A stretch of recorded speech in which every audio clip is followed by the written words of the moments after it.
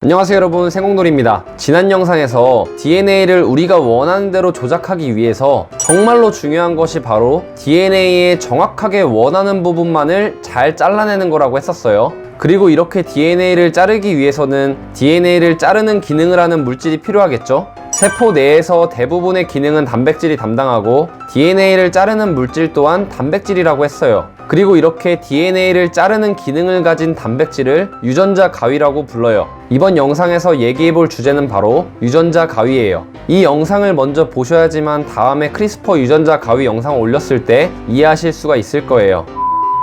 유전자 가위는 DNA의 특정한 부분을 인식해서, 다른 말로 하면 DNA의 특정한 ATGC 배열을 인식해서 잘라내는 단백질이에요. 이러한 기능을 제대로 하기 위해서 유전자 가위는 두 가지 요소로 이루어져 있는데요. 하나는 DNA 바인딩 도메인이라고 부르는 DNA의 특정한 ATGC 배열을 인식해서 달라붙는 요소, 다른 하나는 뉴클리에이즈 도메인이라고 부르는 DNA의 특정 부분을 잘라내는 요소. 유전자 가위 단백질은 대표적으로 이렇게 두 가지 요소로 이루어져 있어요. 그래서 유전자 가위라고 하면 일반적으로 DNA의 특정 ATGC 배열을 인식해서 달라붙는 DNA 바인딩 도메인이라는 요소에 의해서 그 인식한 부위에 결합을 하고, 그 다음에는 DNA의 특정 부분을 잘라내는 요소, 뉴클리에이즈 도메인에 의해서 그 부분의 DNA를 잘라내는 방식으로 작용해요. 일반적으로 모든 유전자 가위는 이런 공통적인 원리에 의해서 작용한다고 생각하시면 돼요.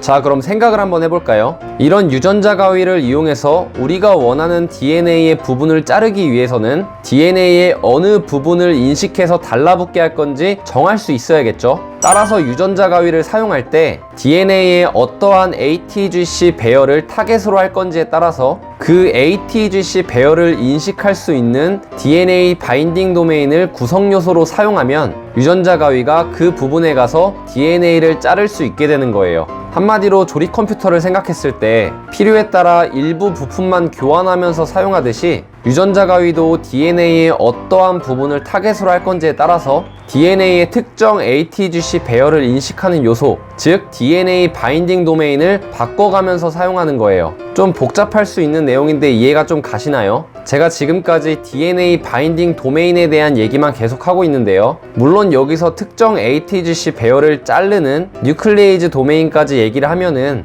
결합을 한 ATGC 배열의 안쪽을 자르거나 바깥쪽을 자르거나, 바깥쪽을 자른다면 바로 옆부분을 자르거나 아니면은 좀 더 멀리 있는 부분을 자르거나, 이런 얘기도 할 수 있지만 이 부분은 제가 강조하고 싶었던 부분 아니니까 크게 신경 쓰지 않으셔도 괜찮아요.